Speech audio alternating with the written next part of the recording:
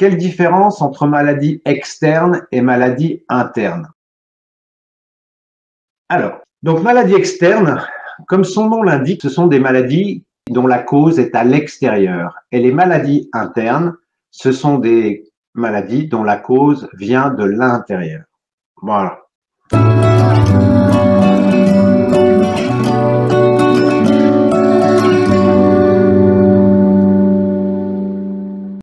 Je vous ai préparé quelque chose comme ça. Voilà. Vous allez me dire si c'est plus clair ou si je vous complique la vie. Alors, ici, on parle de vent externe. C'est des courants d'air, hein, on est d'accord, c'est du vent. Et il s'avère que quand on est sur une déficience de yin au niveau du foie, eh bien ça, c'est ce qu'on appelle du vent interne. Pourquoi on appelle ça du vent interne? Peut-être à l'école, vous vous souvenez quand l'instit disait mais Dimitri, arrête de t'agiter sur ta chaise, là, tu es toujours en train de bouger comme ça. Vous voyez, les gens qui sont toujours en train de bouger, qui n'arrivent pas à tenir en place, eh bien ça, c'est ce qu'on appelle du vent interne. Alors, à l'extrême, c'est ce qui va donner, par exemple, de l'épilepsie, ou ça peut donner aussi un AVC. C'est ce qu'on appelle du vent interne.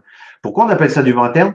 Parce que c'est comme une bourrasque à l'intérieur du corps. Et donc, quelqu'un qui a du vent interne va d'autant plus attirer le vent externe. Mais pour faire l'analogie, la prochaine fois que vous attrapez un rhume, soyez à votre écoute et vous verrez que si du vent a pénétré dans votre corps, vous verrez que quelques jours avant de déclarer le rhume, vous allez vous sentir agité, vous allez avoir du mal à vous endormir. Il y a une sorte d'agitation intérieure. Alors, ça peut être plus ou moins probant selon les individus, mais je vous invite à observer et vous verrez que, en fait, entre le vent interne et le vent externe, il y a des similitudes. Et donc, le rôle du praticien, ça va être de faire le tri entre les deux. Alors, ensuite, si par exemple, on est au niveau du cœur, un excès de yang au niveau du cœur. Là, vous allez avoir, par exemple, pour tout ce qui est problème de palpitation. Alors, je fais simple, hein, je parle de palpitation. C'est le cœur qui pétouille, ça accélère, ça freine, enfin bon, voilà, ça bat pas comme ça devrait. Là, en général, c'est plutôt en trop. Eh bien, si vous allez au chaud, vous verrez que votre cœur va s'accélérer. Voyez? Donc, si votre cœur s'accélère, est-ce que c'est parce que de la chaleur est rentrée ou est-ce que c'est parce que vous avez un déséquilibre en faveur du yang au niveau du cœur? Au niveau de l'humidité, ça donnerait quoi? Eh bien, si de l'humidité est rentrée, il peut y avoir des œdèmes. Donc ça, c'est le corps qui gère mal l'eau. Donc c'est parce que vous avez une déficience de yang. Là encore, je la fais simple, hein. S'il y a des puristes, merci d'être indulgents avec moi, puisque le but, c'est que vous compreniez le principe. Il va y avoir des œdèmes, il va y avoir, qu'est-ce qu'il va y avoir? Il peut y avoir de la diarrhée. Donc, quand un animal a de la diarrhée, ou si vous avez de la diarrhée, est-ce que c'est parce que vous êtes en déficience de yang dorate? Ou est-ce que c'est parce que vous avez mangé trop de légumes humides, ou est-ce que c'est parce que vous êtes resté, je sais pas, à vous baigner trop longtemps dans votre piscine qui est pas suffisamment chauffée? Donc, froid plus humidité, voilà, ça peut donner des désordres de cet ordre. Ensuite, au niveau de la sécheresse, alors ça intéresse particulièrement les cavaliers parce que là, en général, la sécheresse au niveau du poumon, quand on est dans l'interne, c'est une déficience de yin. C'est comme une éponge qui est mal mouillée, qui est pas assez humectée. Et à ce moment-là, le grand symptôme, c'est l'atout.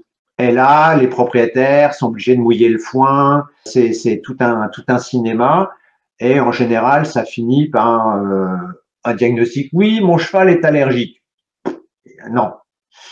Je vous renvoie à ma vidéo sur les allergies. Non, c'est juste que le poumon est sec et il s'inflamme facilement. Ce qui n'est pas la même chose que l'allergie. Si vous allez dans des pays chauds, je sais pas, avec votre cheval par exemple, vous allez faire un trek dans le Sahara ou dans le désert, je sais pas.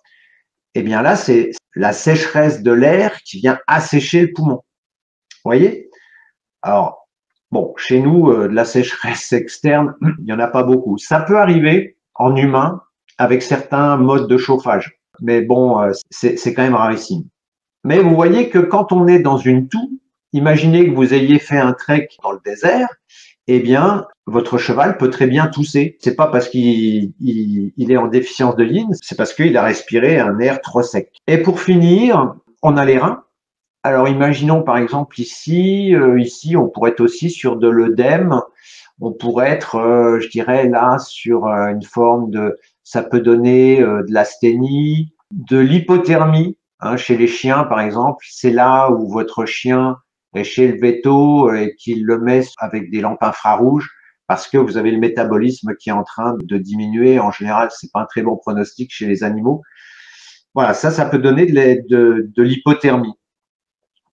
Si vous prenez la température du chien, elle est basse. Ou je sais pas, si vous êtes à la pêche, puis pouf, vous tombez à l'eau, vous êtes en hypothermie.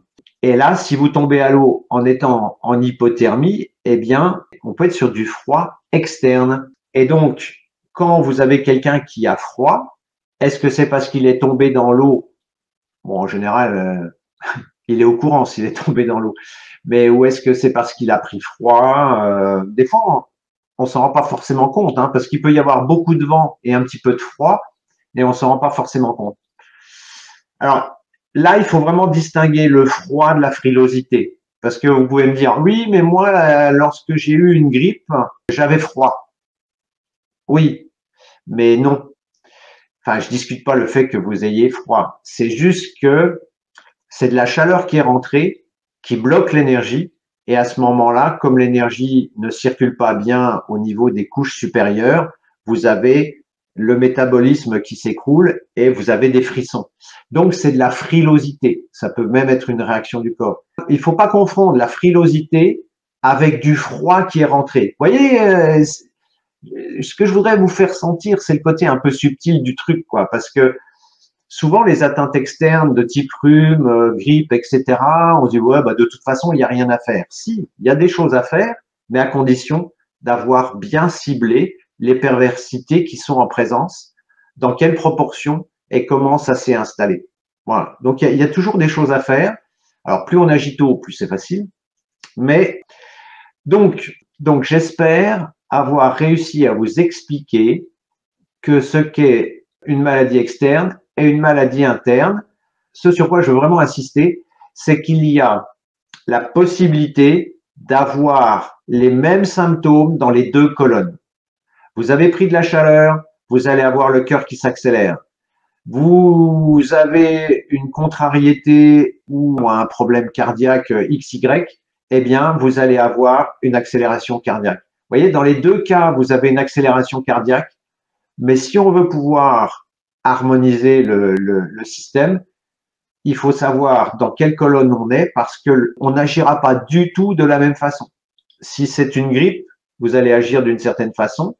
Et si c'est un problème de palpitation parce que le cœur est en état de déséquilibre, vous n'allez pas mettre en œuvre les mêmes plans. De la même façon, vous pouvez avoir des problèmes au niveau des reins, par exemple des colites néphrétiques, qui peuvent donner les mêmes symptômes qu'une grippe. Vous voyez, donc une grippe, on est sur l'externe, et dans des colites néphrétiques, vous pouvez avoir de la chaleur dans les reins. Donc, vous voyez qu'on est dans des registres complètement différents et pourtant, les symptômes sont les mêmes. Donc, le but du praticien, ça va être de faire le tri dans tout ça. Et pour ceux qui sont dans une logique de soins, eh bien, il faut toujours s'occuper de l'externe avant l'interne. Hein, pour les thérapeutes, souvenez-vous, on s'occupe toujours de l'externe avant l'interne. Sinon, si vous faites l'inverse, eh bien, c'est comme quand vous donnez de l'engrais, par exemple, à une plante malade. Vous allez favoriser la maladie, mais vous n'allez pas régler la maladie.